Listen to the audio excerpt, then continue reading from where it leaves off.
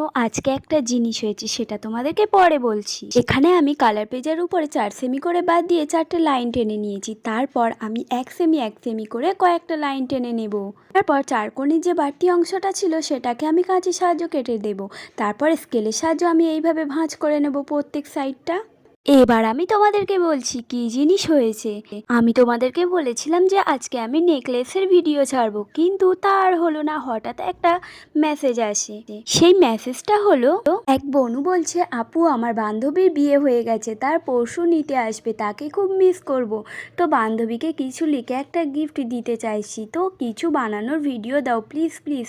কালকের মধ্যেই বানাতে হবে, তাই তাড়াতাড়ি কিছু বানিয়ে দাও আপু, প্লিজ প্লিজ প্লিজ। তো এখানে আমি একটা ফ্রেম তৈরি করেছি, তুমি চাইলে এরকম ফ্রেম তৈরি করে তোমার বান্ধবীকে গিফট করতে পারো, সে তার দেওয়ালে টাঙিয়ে রাখবে। যাদের নাম বলতে পারলাম না তাদের নাম কাল ভিডিওতে নেব। গিফটটি কেমন হয়েছে কমেন্টে জানিও।